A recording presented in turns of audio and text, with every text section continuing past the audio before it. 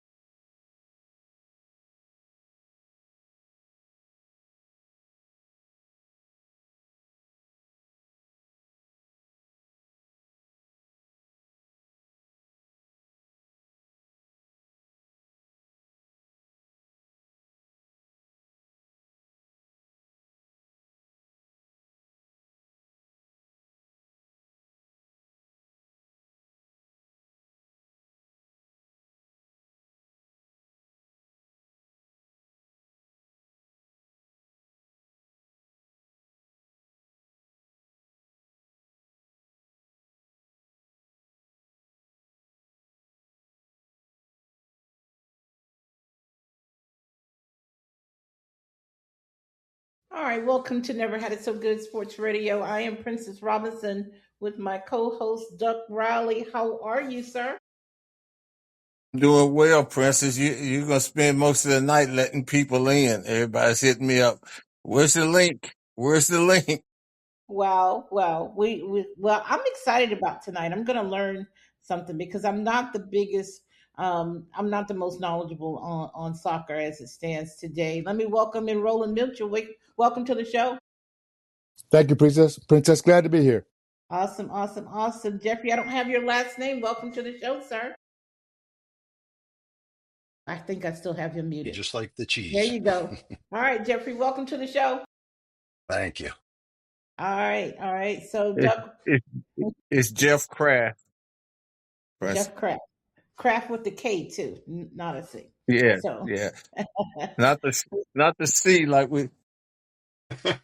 I'm gonna take the hit for that. I know I'm gonna get it, Princess. But anyway, yeah, yeah, from both sides, him and me.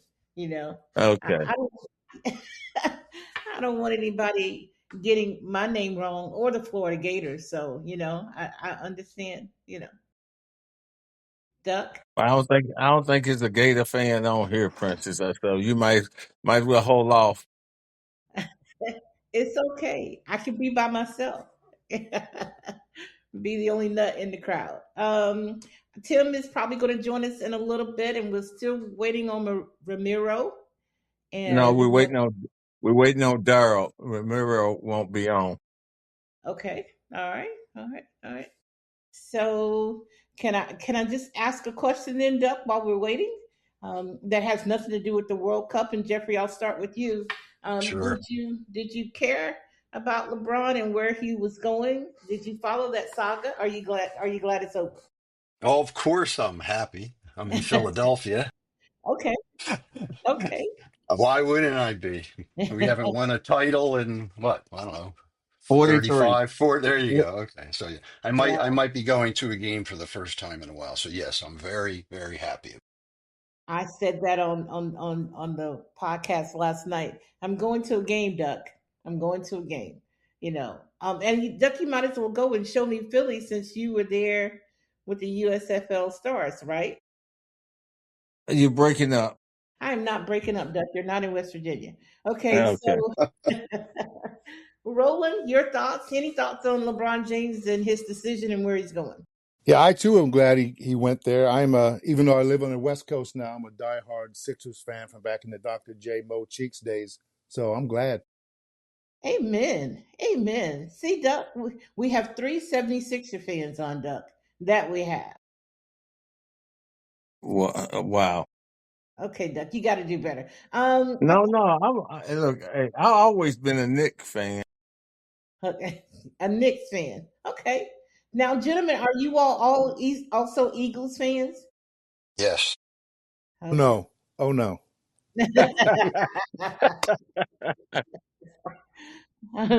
So Jeffrey said yes. Roland said no. Roland, what fan are you in the NFL? Since I reside real close to Seattle, I'm a Seahawks fan. Okay, you had a great year last year, then, We right? we we did indeed. Looking forward to another one. Yeah, yeah, yeah. Your running back though went to the Chiefs. He did. That's okay though. Okay. Next one up. Next one up. All right, I see Jocelyn Mitchell in the Yeah. studio. All right. Yeah, let her in, Princess. Princess, they're trying to get on in the house. They got the microphone, the camera, Bluetooth headset. Which one do they need to click? All of them? They did. Let me see here. Here is Tyler. We're letting Tyler in. You guys can just mute your side. Okay. This is all family, isn't it, Doug? Oh yeah, they all want it. All right. So Darrell is in. Darrell, we're just recording audio, but it's okay that your video. Welcome to the show. Okay, thank you much. All right. Let me see here. Tim Moore. Welcome him to the show. Tim, how are you, sir? Doing well, Princess. How are you? Doing good. We got a full house. Yeah. You can mute Uh, until we get ready. Princess, I think Ice is going to show up. You got to let her in. Did you say Isis or Audrey? Audrey is Ice. Yeah. Well, I thought you.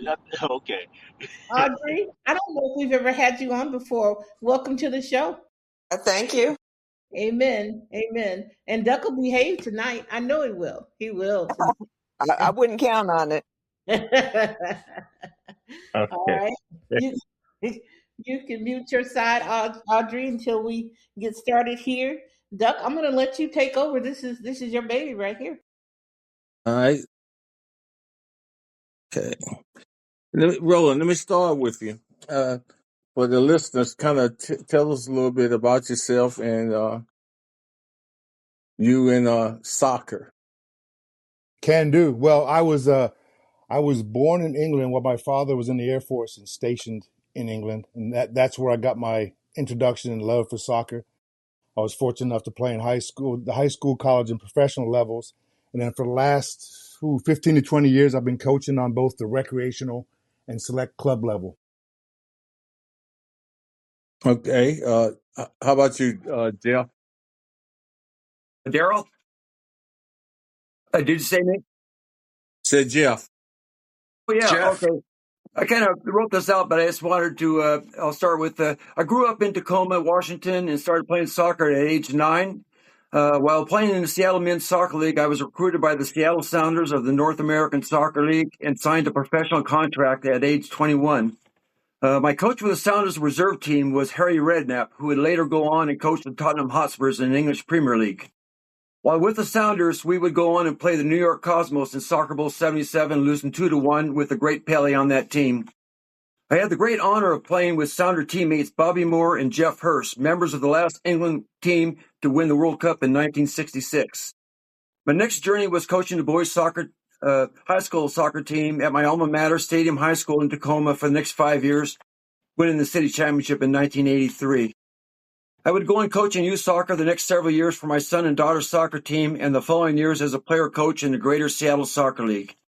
In total, my involvement in soccer would span over 60 years, and that kind of sums up everything. Thank you. That's pretty good. Okay, do we have Darrell on? That Yes. that was that was Darrell. He Yeah. took the place of Jeff, so Jeff can jump in now. Okay, all right. Well, I can tell you two things. I wasn't born in England, and I didn't play in the North American Soccer League. That's the first thing. But I did grow up in Willingboro, New Jersey, where I met my good friend Roland Mitchell, who's on the podcast tonight. And I played youth soccer since I was 8 years old. Played at John F. Kennedy High School in Willingboro, New Jersey for Charlie DeCilli. Roland was on the team also. Charlie DeCilli played for the North American Soccer League, Philadelphia Adams. They won the North American Soccer League in their first year. After high school, I went on to Temple University in Philadelphia, played 4 years of Division One as a goalkeeper. And for the last 20 years, I've been a United States Soccer Federation referee, and I'm still doing that today. This is my 20th year, so that keeps me connected to the game. Okay, let me stay with you, Jeff. All right. Why is it that the U.S. cannot compete with some of the better countries? Well, I wouldn't say that we can't compete if you're saying, why can't we manage to get past some of these top level countries that have been winning World Cup since day one? It's an interesting question. It's a tough one. And I will answer it by saying some of the things that information I've gotten over the years from people who are a lot smarter than me is that if you think about it, our greatest athletes in the United States are probably not the ones that are playing soccer. And before we got on, you talked about LeBron James. I remember a conversation with Charlie DeCilli in high school, and we had this conversation probably 40 years ago about whether or not the United States was ever going to be able to compete and win a World Cup. Well, it's always been, if you think about it, if our top athletes were all soccer players, I think we would be right there. And I remember in those days, he said, can you imagine, Jeff, if Dr. J was a soccer player, how good he would be compared to some of the other ones? So I really think it comes down to, I think the United States, frankly, does very well. And I know we'll probably get into this, but I really think the United States had a decent World Cup. I thought they went as far as I thought they would go. I think the reason why people were so upset was because of the score line in the game against Belgium. And there were a couple of plays here and there that made that score line not good. So that's always been my feeling that I think the United States right now is a top world class soccer team, but whether or not we're ever going to win a World Cup or not, I don't know. I'll let the other two guys answer that one. They know a little bit more probably than I do. All right, your thoughts on that, Roland? Yeah, I'll piggyback a little bit on what Jeff said in terms of, soccer in the United States isn't necessarily viewed as a primary sport. There's too many alternatives for folks to play, other sports. I mean, I know Akeem Olajuwon back in the day started off as a soccer goalie, but it's much more lucrative for him to play basketball. To add to that, I'll say that I think there are better farm systems for development of players in other countries. There's a whole list of reasons why it's not as successful in the U.S. That whole pay-to-play concept where only the kids that can afford to have good coaching do well. That leaves a lot of unpolished, undiscovered, really good players without the ability to get noticed in playing soccer. And then lastly, I would just add that I don't think there's consistent competitive play from the majority of the U.S. team players. A few of them play in Europe. Some of them play in the MLS, which in my estimation doesn't really compare competition-wise to the Premier League and La Liga and the things in Europe. So I think that's a pretty good summation as to why we don't do as well. But I also, in tandem, agree with Jeff that we did have a pretty decent showing, making it to the knockout rounds in the World Cup. It just wasn't next level prepared. We just weren't prepared for the next level. Okay, Darrell, you want to piggyback off those two? Yes, I do. Both of them make very good points, and there are a lot of things that we need to do to compete with better countries. But I wrote down 3 points for my understanding. Starting with youth soccer, we need to support kids who cannot afford to pay to play. I know my nephew is coaching select soccer at 8 years old. Totally ridiculous at that age. You have to be rich to afford this. I heard in Norway that the most a child pays to play is $1,000. And we need to subsidize kids of diversity and include them to be successful at the youth level. That's my first point. My second point, we need to increase the playing level of homegrown players in the MLS. Most of our World Cup team consists of players going overseas, which takes them to another level that the MLS cannot produce. And my third point, I believe a country of our size can compete at the top level, even though baseball, football, and basketball takes our best athletes. We still can be successful going forward with what we have left over. And, my general point with our U.S. team, we compete very well. In '94, we were right up there. We're playing in the semifinal, against Brazil. And that was, some games I went to down there. We had a pretty good team. And at that time, that was 30 some years ago. We were very successful, on the world stage. And I believe we can, with the players we have here, we can still reach that level. The current World Cup team, there was a few issues there that, both Jeff and Roland pointed that that makes a lot of sense. But, I believe that, someday we're going to be at the World Cup, and but it's going to take some time. But that's all I got on that one. Okay. Well, let me stay with you. This little broad question. Your thoughts on the World Cup this year? Oh, you talking to me? Yes, staying with you, Darrell. Oh, yeah, no problem. Okay, I just, again, I'm writing down some of my points. First off, it was a pleasure to watch all the games on TV. I was in soccer heaven. I've been I injured my back, last couple of weeks, but all I could do was be home and put a heating pad on and rest it up. But, God, thank God I had all the games to watch. And it was just, I'm a soccer junkie when it comes to watching games. I watch all the Premier League games. I watch, international soccer and local soccer. And, I'm a Seattle Sounders ticket holder still, and I go to games up there, but I'm very much a soccer junkie, and I've been this way all my life, and I'll continue to. But anyway, my second point, I was very disappointed about the ticket prices. Only the rich adults can afford to go to games. How many kids did you see in the stands? Not very many. But it was disappointing that, back in '94, I went to games down there. I still have my two tickets here. One's for $30, one's for $45. How they could jump up to $500, in 30 years? It's just ridiculous. But FIFA's got to address that, because it's just ridiculous. It's getting to be like professional games now, and in football, for the Seahawks here, and baseball. Baseball is still reasonable. You can still go to games, and the kids can go to games. But you got to make it so it's affordable to have kids in the stands. My third point, it was a great pleasure to see all the support of all the countries coming here to enjoy our country. It was good to see the passion of the Scottish fans, Argentine fans, and all the countries. I think, overall, we did a great job of making everyone feel welcome here. And that's all I got on that one. Okay. All right, Jeff. Same question. Well, I love the World Cup for a couple of reasons. Number one, obviously, you're hoping the United States is going to win and go far. But since I really didn't have a rooting interest when you have all the greatest players in the world, if you love the game, then I don't know how you can enjoy the World Cup. I mean, like Darrell said, I'm a person that watches all the other European leagues, love it. I'm a huge Chelsea fan. Roland's a huge Manchester United fan. So we text back and forth during the weekend when our teams are playing. But oddly enough, I think you enjoy it more sometimes when your club isn't playing, because if you don't have a rooting interest, then you're watching the game a little bit closer. And for me as a referee, I know it seems weird if you're not a referee.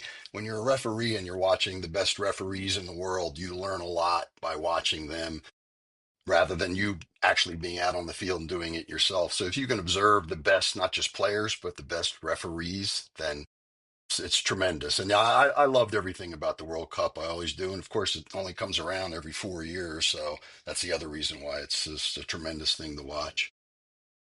Okay, Roland. Same question. Yeah, I'll jump on the soccer junkie bandwagon, as everyone that knows me knows. I will highlight, besides the point that it was probably a financial boost to the host, all the countries that were hosting it, U.S., Canada, and Mexico, they probably got some rich rewards from hosting the whole tournament. There were a couple of things that kind of disappointed me besides the USA showing. I think that the game itself didn't do a whole lot to remove what I'll call the black eye of the overacting on fouls. Like, players get hurt and they act like they got shot by a sniper in a warfield somewhere sometimes. It's overly dramatic, and I think it takes away the appeal of the game and has people that aren't as familiar with soccer but are tuning in wonder what's going on. And the last point I'll raise, and this will probably raise the hackles on the back of Jeff's neck, is I think the refereeing was pretty inconsistent as well, especially the use of the VAR, video assisted referee. It wasn't used, I'll just say, evenly throughout the whole tournament. And I'll close it at that. And I can piggyback on Roland said, and he's right, did raise the hair on the back of my neck a little bit because it's funny when you referee, and again, don't get me wrong, I don't referee that level of games. I'm refereeing youth soccer, and I talk to my fellow referees about this. And just like anything else, when you're a referee, you observe the best referees and you try to emulate what they're doing, referee just like them. And frankly, as a referee, I can tell you it's frustrating because if we did referee the game the way the laws are written to the T, I'm not too sure people would enjoy it because as you can see, similar, I'll use a great example, watch NBA basketball. I mean, they travel 9 times out of 10. They don't make the call. It's physical fouls throughout the entire game. It's more about entertainment. And if the referees called all the fouls that they could call, then you'd have so many whistles. It'd be like watching a field hockey game. If you've ever watched field hockey, you'd hear a whistle every 2 seconds, especially in the area on corner kicks. The players grab each other, they pull each other, and there could be a penalty kick on every corner.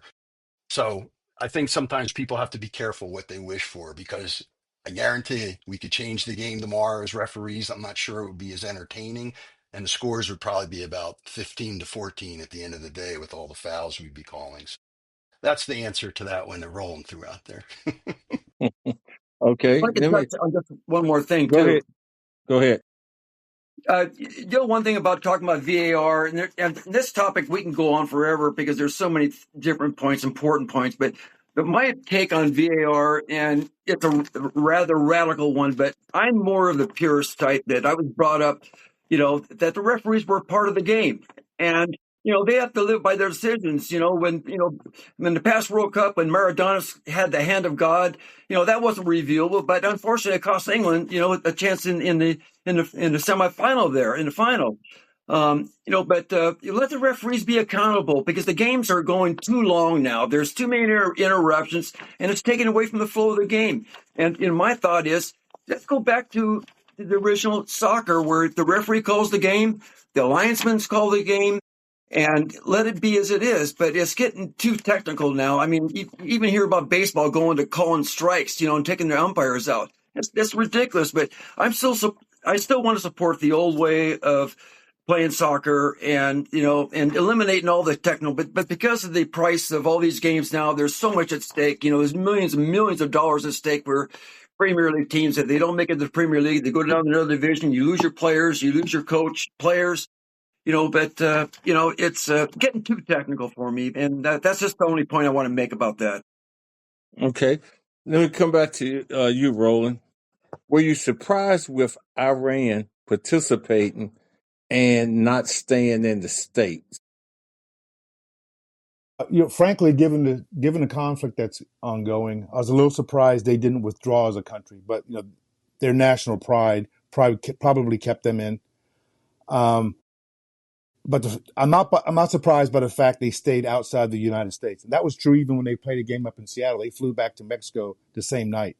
I think it was probably a smart decision, either made by FIFA or someone else in the Department of Defense to say, for the sake of Homeland Security and the security of the players and fans, they wanted to keep them outside in Mexico. So there's my answer. Okay, all right. Darrell? Well, first off, there should never, ever be politics involved in any World Cup, period. No surprise given that our commander-in-chief never supported them, and I don't blame them for not feeling welcomed here in the United States. When we involve politics, it's taken away the integrity of the game, of what it's supposed to be. There should never, ever be politics involved in any World Cup, period. It should be a getting together every 4 years of all the countries to play in peace and not let outside politics dictate, how the team should perform and what is expected of them. But that's my take on that. Okay, Jeff? Yeah, it's hard to add much more to that other than the game has always taken pride in being able to play a soccer match. I mean, I know there are history out there where there are two countries that literally have stopped wars to play a soccer match. So, yeah, it's unfortunate.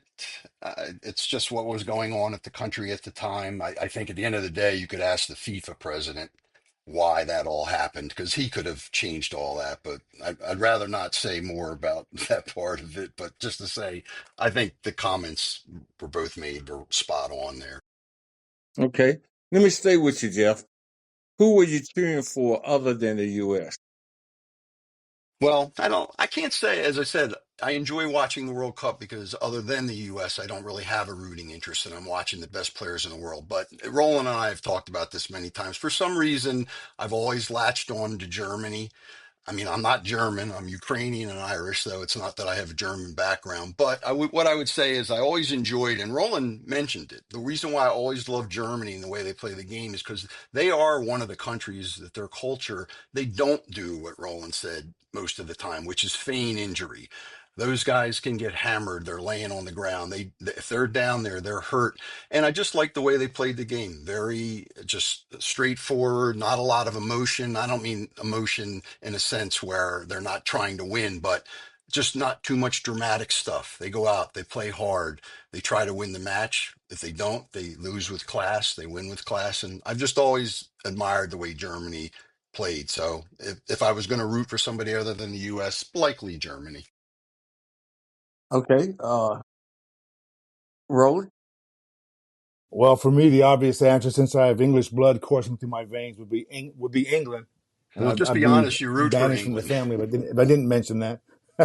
And then I have a soft spot for Portugal too. One of my favorite players, Cristiano Ronaldo, plays for Portugal, and I wanted to see him at least get a chance to get some glory before he ended his illustrious career. So England and Portugal are my favorites. Okay. Darrell? Yeah, for me, my whole upbringing in youth soccer was English soccer coaches. I was fortunate to have English coaches that when they came over, they weren't being paid anything. They did it they worked their 8 hours a day. But on the evenings and weekends, they volunteered and coached. But I was lucky to have good coaches when I was younger. And then when I played professionally, the coaches I had were Scottish and English, and and England was the team that I was supporting most of the time because I really wanted to see them go forward. Knowing that, one time I got to play with World Cup heroes, Bobby Moore and Jeff Hurst, and actually Jack Charlton when I was even younger at a coaching clinic. But England I wanted the most, and second team I wanted was Norway, being that I'm Norwegian. I was hoping that I could do the role with them in the final, but it was great to see the enthusiasm that Norway, brought, for their first, World Cup, and the fans and the enthusiasm, and it was just great to see everybody participating for Norway. Okay. Darrell, I'm going to stay with you because Spain and individual players were compensated nicely. Are we compensated like that in the U.S. for winning?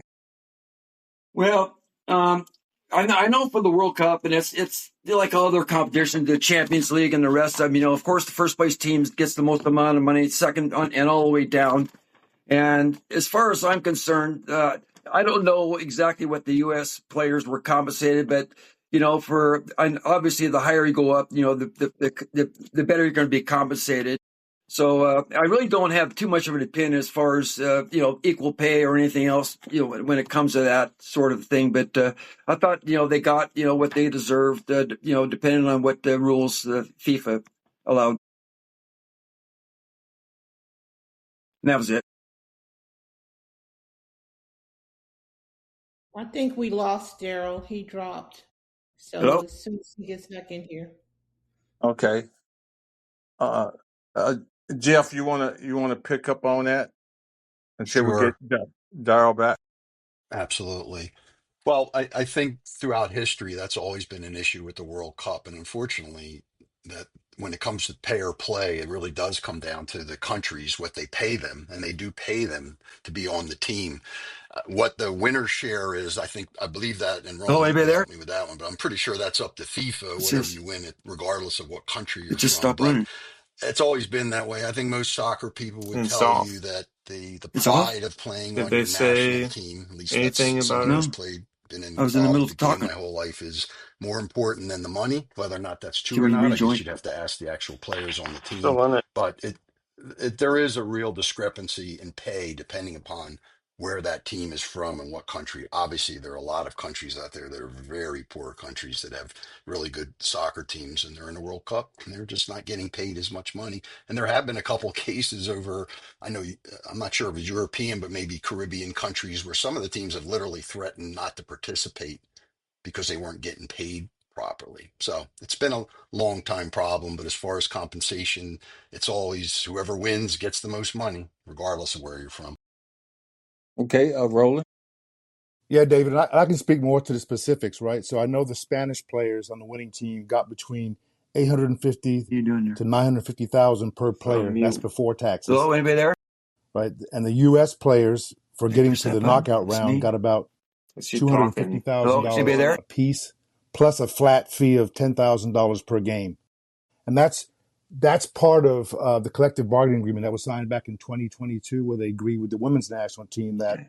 80% of the money that goes to the Microphone. teams will be Sorry. split evenly between the women's and men's national teams. So, 850,000, almost $1 million compared to a Well, I quarter didn't million touch dollars. anything, so it has to be on their Not a end. bad payday, but Yeah. it's still a far cry from what the winners got. Okay. All right. Let I me don't know if we stay can go with back you. and join again. Is that Who was some of the He's still in standout it. teams oh, it in the doesn't? World Cup? Okay. Hello? Well, for me, I'll start with the negative side. I was disappointed in the fact that South Korea got dumped out as quickly as they did. But in terms of teams that were Yeah, standout, I think that Cape Verde's back my run phone in back. the Just tournament was turn my phone off. amazing, given the size of their country and the skill Let level me of get their back to players. the A lot of their phone. I'm going to players call Roland, my friend, had again. regular jobs and they played soccer as kind of a pastime. Um, and I think obviously we have to talk about Spain. They only let one goal into the whole tournament. They play like a well-oiled machine, and I think their defense won them the cup. Okay. Is Darrell back? No, he's not. I'm looking. He's Okay. not. All right. Jeff, same question. Yeah, it's hard to add anything more than what Roland said. I mean, at the end of the day, I thought that the best four teams were the ones that were in the semifinals. I mean, and clearly Spain was the best team in the tournament. And I thought it was really interesting the way that game ended and all the trouble that happened at the end of the game and Argentina being so upset because, frankly, Spain deserved to win that title. There was no doubt about it. I mean, before the extra time, Argentina hadn't even had a shot on the goal. So the fact that that game ended the way it did and Argentina was so upset and actually complaining about things, I just thought that was ridiculous. It was a great tournament. Spain deserved the win. And again, I'll agree with what Roland said about the teams that didn't make it to those last four. Yeah. So Jeff, staying with you. So you didn't have any other surprises? I know Roland threw out a couple. You didn't have any other surprises besides, we know about the Final Four. Now, I can't say that I did because the way I always look at the World Cup, the way they put it together and they have those groups and two teams get out of each group of four in the first round. So, I mean, there's always surprises here and there, but I can't say that off the top of my head I can remember anything that completely shocked me because the other added thing to the World Cup now, and this was the first year since they did it, they've added another, what was it, Roland? Another 10 to 12 teams in this World Cup, something Yeah. like that. 8 more teams So, got added, yeah. okay, eight. So, and I'm hearing they're already talking about adding more to the next one. So, I mean, I'm not sure, and that's a whole nother conversation. I'm not sure I agree with that. It's nice, but it's already been mentioned. There's so much money involved, and the more games you have, and regardless of who's playing, and if the ticket prices are $2,000 to sit in the upper level, there's a lot of money there. So, I mean, that's what's going on today, and nothing really surprises me anymore because you just so many teams get in now that anything's possible. Okay, yeah. And back to you, Roland. And you get threw out some surprises, but were you surprised that Belgium beat the U.S.? Not, I wasn't really surprised. I mean, a couple of things. did surprise me, though, was the fact that Paraguay knocked out Germany.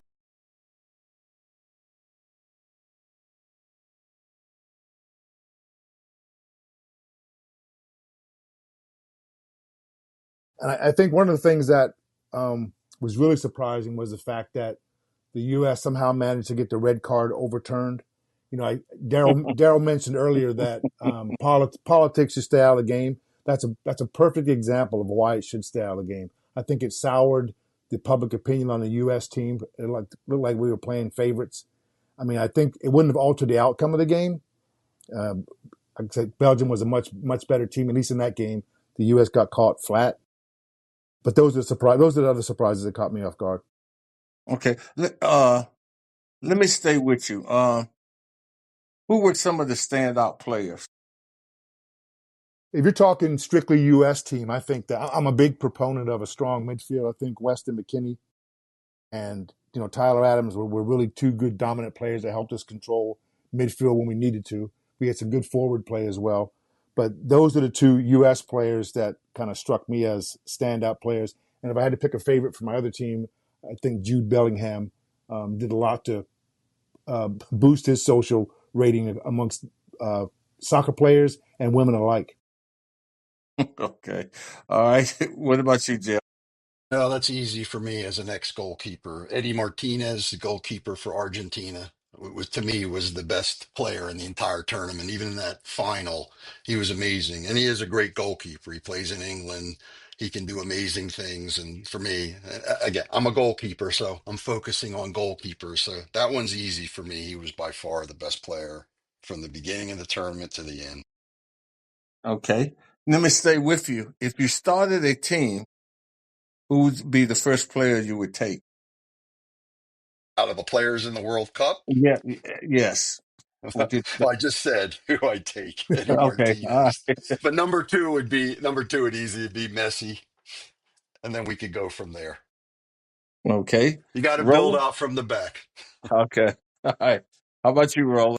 Yeah, for me, if we're talking strictly U.S., I'd go with Tyler Adams because he's like a ever ready bunny, runs forever, puts in a good stint to work every game he plays. But if we had to pick across the World Cup team, and I know this is probably an unfavorable pick, but I'd pick Cristiano Ronaldo, even though he's 41 years old.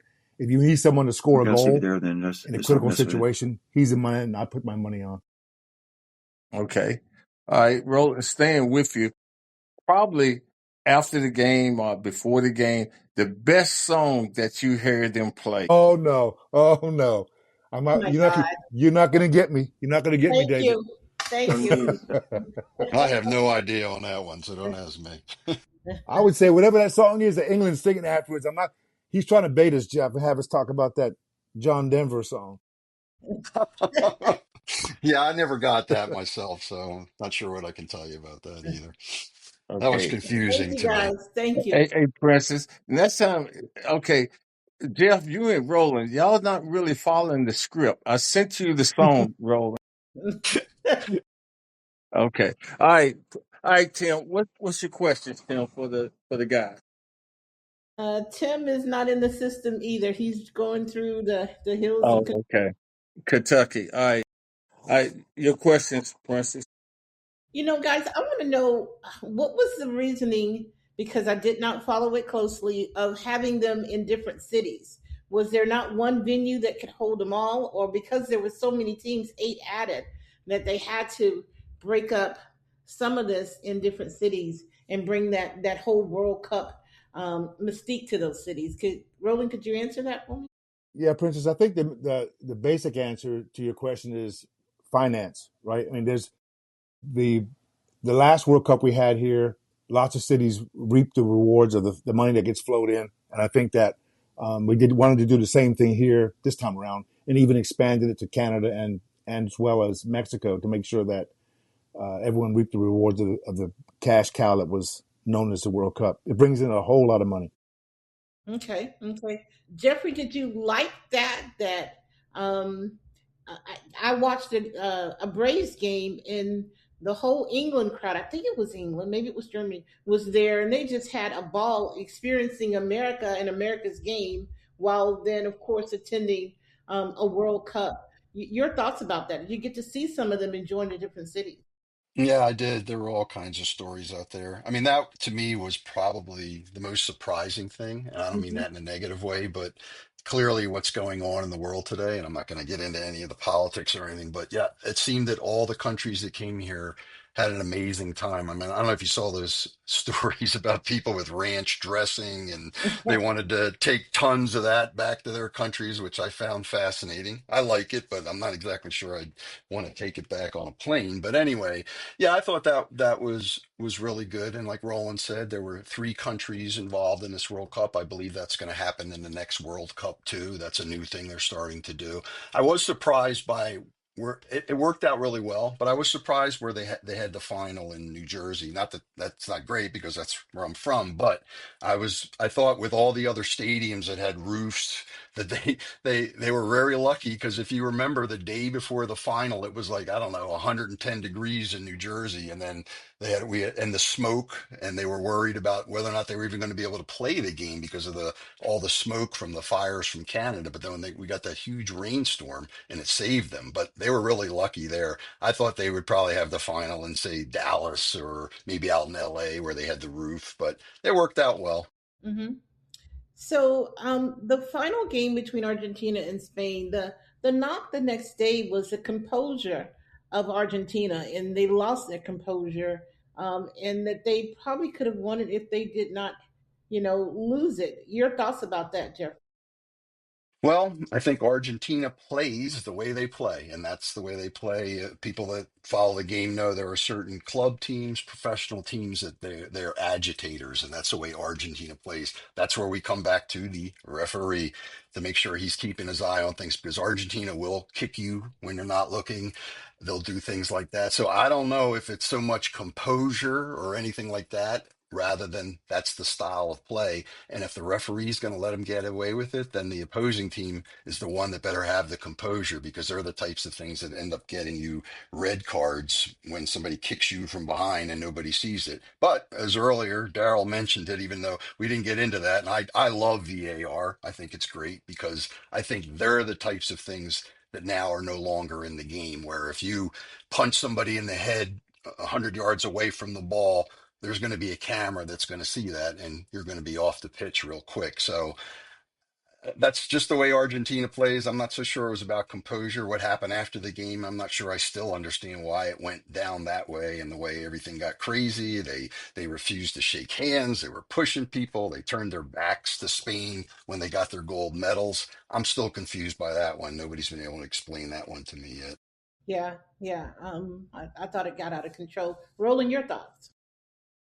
Yeah, I think like Jeff mentioned, the way Argentina played, that wasn't just for that game. That was pretty much the whole tournament. And I think that all credits due to the Spanish coaching staff who got ahead of that, anticipated it, found a system of soccer that would adjust and deal with it well, and it bore fruit for them. They end up winning. And I think, like Jeff mentioned earlier, very few, if any, shots on goal in regular time, and that takes a kind of really cunning coach to think about that, knowing that the mentality of the Argentinian players. They were aggressive. They did the same thing in the semifinal against England. They tried to upset the tempo of the game, get people out of their game mentally, and that's what worked for them against England. It just didn't work against Spain. So kudos to them. Okay, all right. Gosh, what was the last question I had? I really want. I'm gonna stay with you, Roland, and talk about if you had a choice on any given Sunday, would you like American football, the NFL, or world soccer, or just the league itself? I've got to go with soccer. And Wow. my brother-in-law is cringing now, I know, but uh, Oh, I'm a why didn't you say my hair was standing up on the back of my head? I'm a diehard soccer junkie. Everyone that knows me knows that. I pull folks into uh, group chats, like Hmm. Jeff mentioned, we're back and forth every Saturday morning, even if it's 4:30 in the morning on the West Coast. For most games, anyway, we're back and forth on that. So that's an easy call for me. Okay, Jeff. Well, I've got to be careful here. Obviously, I have the same answer as Roland, but I live right outside of Philadelphia. So I'm an Eagles fan, and you have to make sure that people understand that because it's very dangerous if you live in this area and you're not an Eagles fan. So I love the Eagles. I love all the Philadelphia sports teams. Anyone that's knows Philadelphia area knows that it's a crazy sports area, maybe too much so. Sometimes I think people need to do other things in life, but yeah, I love all sports. I watch them all. But like Roland, I mean, soccer was the game that I ended up falling in love with in high school. I played basketball and baseball too, but I ended up playing soccer in college, and I probably could have played one of the other two in college if I would have stuck with either one. But so yeah, I'm a soccer guy. Jeff, explain offsides to me in Yeah. soccer. Explain it to you how? Um, give me a simple version that I can, I don't know, internalize. I don't get it. I know offsides in football. But Yeah. if you, It's actually, believe it or not, it's a very easy thing. It's tough to do it without like having a board in front of me to show you, but there always has to be two players between you and the goal if you have the ball. And there's always, and people always forget that the goalkeeper is there too. So there's two players. If you are if you are ahead of the ball and behind and there's only one player behind you, and that being the goalkeeper, then you're automatically in an offside position. There are a lot of intangibles that, I mean, over the years, believe it or not, offsides has changed in some ways. They have changed a lot. When Roland and I were in high school, the rule was if you were if you were even with the player, you were off sides. They changed that late in later years to if you're behind the player, offsides. Because you can imagine how more difficult it would be if you're even with the player and you're still offsides. So they did change that. I mean, that was almost, I don't know, around 45, 50 years ago when we were in high school. It's really not that difficult, but it's hard to explain it unless you have a telestrator or a whiteboard or something. But once you understand it, it's pretty simple. And I referee. I'm an assistant referee too. And if you're an assistant referee, anyone that ever is the one that's responsible for offsides, 9 times out of 10, when you call it and you put your flag up, you're going to have 50 people screaming at you and telling you you're wrong. So most people don't understand. Roland, when you're watching it at home on your flat screen, do you see it and go, "Oh, they're offsides"? Do you see it before the ref sometimes, or can you explain that to It all depends on who's. If my team's offsides, I don't see it. me? I like But that one. most times, for instance, yeah, I am keenly aware. I mean, it kind of gets ingrained in your brain when you've played the game long enough to kind of instantly recognize. It's getting tighter and tighter, like Jeff alluded to make those calls. And that's where I think sometimes VAR, the video assisted refereeing, does help.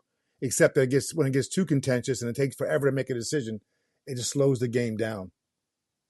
Hey, Roland, somebody just told me that you usually will be screaming at the flat screen, but you didn't hear that from me. Never happens. Never happens. Tim Moore, I know that you're traveling and you're in Kentucky, but do you have a question for Roland or Jeffrey about the World Cup? Well, I'm really a soccer illiterate. I mean, I do know that I think I know that it's called a pitch, but if that's incorrect, then I don't know that much. I've been going in and out on my signal here from between Corbin, Kentucky, and Middlesboro. And if you don't know where that is, that's kind of telling. But I did notice the championship game. And I'm not big on strategy. I understand Messi was scoring against everybody in that championship game. He couldn't even get a shot on goal. What were they doing to him? And this is for anybody. What were they doing to him that was different than what the other teams did? Go ahead, Roland. I'll take first shot at that, Jim. And I think, not that different than basketball. There's a strategy called man marking where they'll pick one of their best defensive players. And everyone knows Messi's strengths by now. Most times, though, he's able to outsmart people and adjust to whatever they do to him. And in this situation, Spain had a man marking him and a backup man in case he got by him. And they did an excellent job keeping him out of position, keeping him away from the areas where they know he's dangerous. England did a pretty good job of it for part of the game, and when they let go of that strategy, that's when they paid for it. but Spain was able to uphold that strategy throughout the whole match. Yeah, and I can add to that. And this is one thing that the game has changed a lot in probably the last 10 years. And Roland and I talk about this all the time. We attribute this to Pep Guardiola, the coach of Manchester City. He changed the game, and so much of the game now is about possession. And you'll even see that in statistics now, where, I mean, teams could have 75% of the possession, control the whole game. The other team might not ever get a shot, and eventually they might score. And you'll see that statistic where a team just controls the whole game. They hold on to the ball. It's almost like four corners in basketball, like Roland kind of mentioned that. And that's where the game has changed so much. And that's where it's interesting because that's where Argentina literally, if they would have scored a goal, they could have had one shot on goal, one goal, and Spain had like 34 shots on goal and no goals. And that's where the game has changed so much. It used to be that possession and goal scoring, if you had the ball, you were going to score a lot, but things have just changed so much in the game. Okay, I have another question. Jocelyn just sent a question to us. She said she's curious. She said about stoppage time. Some games were pretty lengthy and players were clearly exhausted, especially in the heat. Should there be adjustments to this process? Roll. I was going to let Jeff, the referee, answer that one first, David, Oh, because okay. Yeah. Okay. he Go Well, stoppage time, frankly, is supposed to be about fairness, and that comes down to when a team does things to purposely make the game go longer than it's supposed to. And generally, you can figure it out when the team's leading a game, especially as what I just said about controlling the game, having possession. You could hold on to the ball for 30 minutes of the match. So if you have a throw in and you're taking 2 to 3 minutes just to throw the ball into play, the goalkeeper, when he's taking a goal kick, should be able to do that in about 5 seconds, is taking a minute. That's where the referee, and in the case of the World Cup and all the high level games, the fourth official on the sideline, there's a fourth official that stands at midfield, and he'll accumulate all that time, probably with a stopwatch. And then when there's about a minute left in the 90, he'll tell the head referee, okay, this is how much wasted time just happened in the half. It's 13 minutes, it's 15 minutes. So that's why they do it. I get the point, and yeah, that's true. I mean, it seems like it should be enough. 90 minutes should be enough for a game, and there's been discussions out there for years. I hope they don't do it where they change the timing in FIFA for all soccer like they do the United States and have a countdown clock, lessen the time and stop the clock when the ball goes out of play and things like that. I hope they never do that because again, I think it just takes away from the purity of the game, and that's all part of it. And again, I hate to say it, comes down to the referee. He's got to watch it. If they're going to delay, add time, then that's what they got to do. But that's why it happens. Yeah, and just to build upon what Jeff just said, one of the complications for the World Cup this year was they added hydration breaks, right? Typically not given in soccer games, but because of the extreme weather in certain places where they weren't playing in an indoor dome, they took because of healthcare reasons, they took breaks for teams to get water. It was meant to be just strictly a hydration break, but oftentimes you saw the teams using it as a strategy session, which wasn't supposed to happen. But that's why we had an extra added a component of added time to into the games. Okay. Roland, do you think this World Cup was more physical than previous World Cup? I wouldn't say it was any more physical. I think that if it came across as more physical, it's because, like Jeff alluded to earlier, there's more camera coverage, so you see a lot more of the physicality and the cheap fouls and that those things have been happening for years. It's just now that because we have cameras everywhere, it's more noticeable, in my opinion, anyway. Okay. Your thoughts on that, Jeff? Well, the game's always been physical for people that have watched it, but no, I would say the sport has actually become less physical. And I think that's a good thing. There are so many things today that you cannot do that if you watched an English Premier League game 25, 30 years ago, and if you can go back and find an old, maybe on YouTube game and watch the things that the players used to be able to do with slide tackling and flying through the air with their studs and things like that. No, the game actually has become less physical. It's always been a physical sport. It's a contact sport. People don't realize that. A lot of people that are not true soccer people don't understand that soccer is a physical sport and it's a contact sport. And there are things you can do similar to what you can do in American football that are legal as long as you do them properly and with your shoulder and you're within a certain distance. You can shoulder somebody down to the ground, tackle them. So, no, I don't. Again, I don't think it was more physical, and I think what's going on in the game today is even better. They're protecting the players more. You don't want your players getting hurt, and obviously, you're always going to protect your top players too, like Messi. Just like in the NBA, Michael Jordan, we get the calls, and Messi's going to get the calls, and it's the way it should be. I Okay. will, David. I will Go. add that I think the consequences of violent conduct have led to the fact that people are more careful and it might be somewhat less physical. You get a red card, you're suspended. You can end someone's career, with a vicious tackle, those kind of things. So I think that knowing what the consequences are appeals to the conscience of some players, at least the majority, I'd say. Okay. Going back to you, Jeff, you spoke about Messi. How was Spain able to control? Well, Roland said it. I mean, if you know the player, there's one player on the field that can beat you, and he can. I mean, if you watch him play. And a lot of it comes down to obviously he's such an amazing player, but also he is a small guy that is tight to the field. And again, anyone that knows the game, somebody of that height and that skill can dribble through an entire team. And if you've seen some of the highlights of him over the years, so they just know, like most sports where you have to cover people, double team them, know when he's there, do what you have to do. So, I mean, Roland did cover that earlier, but that's what they did. They just stayed right on top of him and they shut him down. Okay. Did you want to add anything to that role?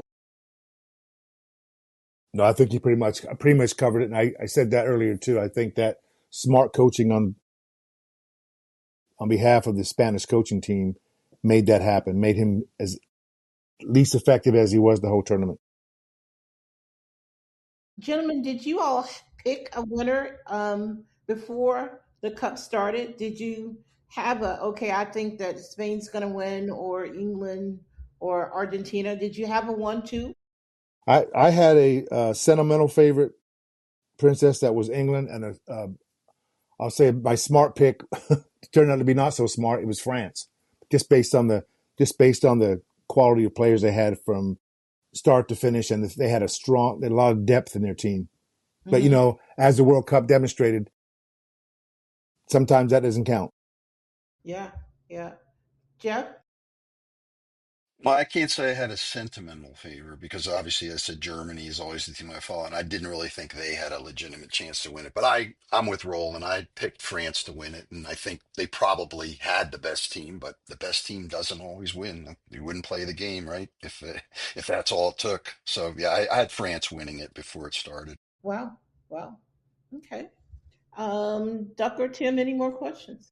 Now, on our way out, Princess, I'd like for you to play the World Cup theme song.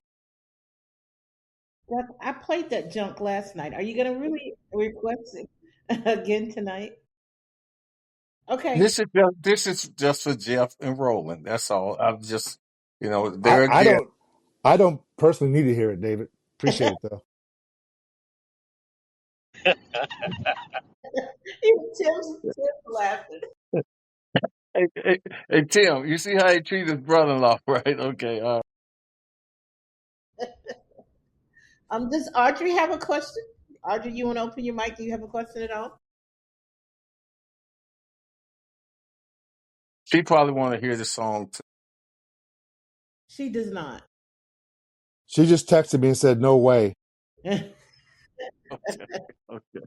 Uh, I have a quick question. Ask Jocelyn if she picks Rick's ties when he goes on the news every night because I was curious about a couple of them, but anyway, I'll just let that go.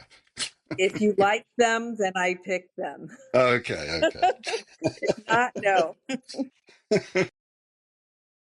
Wow. A family affair. Tyler, do you have any questions? We got the whole fam here. Um, You guys can open your mic, or I can open it for you. Let us know. Okay. I would just like to say I think this was a great podcast. I really enjoyed listening to it. I learned a bit that I didn't know about soccer, and thank you for putting this together. Amen. That would And be thanks for having us too. yeah. Well, now we'll Absolutely, have to get absolutely. you back for real football. I mean, did I just say that? No. The other, the I'm other. not going to do the Eagles cheer. Sorry. No, sir. I'm a Cowboys fan. Oh God! Good thing you didn't bring that up earlier. We wouldn't have been talking this. And I tried to My abandon. thoughts. I would love to hear it. Uh, we, Go ahead. You can- Hey, Princess, I have Audrey here. yes. I couldn't get my mic to come on, but I would love to hear that song. Oh my gosh, Audrey. And you're my favorite, Audrey. Okay, we're gonna play the song. Take me home Talk, on talk the about country road. pay for play. Yeah, yeah. Audrey, how much did he promise you? Come on I can't tell you or I won't get it. now. Let's go. Oh, Look, man. you're about to cry. You know that you had something to do with that, didn't Look, when Roland said what she said, I had to make sure he was correct. you? Gentlemen, it's been awesome. It really has. It's been informative for me. We'd love to get you all back for sure. And I'm serious, during the NFL season, I would love to have you guys back and just talk about that a little bit in the difference. Okay. That'd be great. Okay, Thank you. Awesome. appreciate the invitation. Thank you. No problem. It was our pleasure for sure. Tim Moore, thank you, sir. Travel safe, please. Duck Riley, this is it for the week because Thursday, Yeah. Duck Uh, Riley. all right, birthday girl tomorrow. All right, happy birthday. It's actually Thursday, so that's Yeah. the national holiday. All right, but thank you guys and everyone, Jocelyn, Audrey, Tyler, Tim Moore. Again, travel safe, and we'll see you next time. And here goes the song, Roland and Jeff. Don't you dare drop off and leave me on this.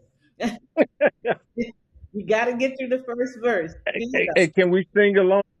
No, oh my God, listen to it.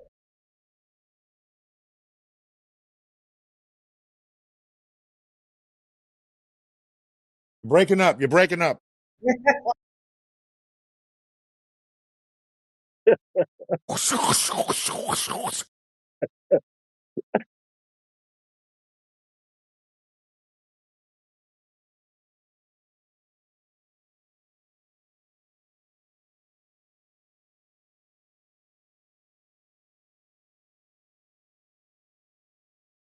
Kind of get you emotional.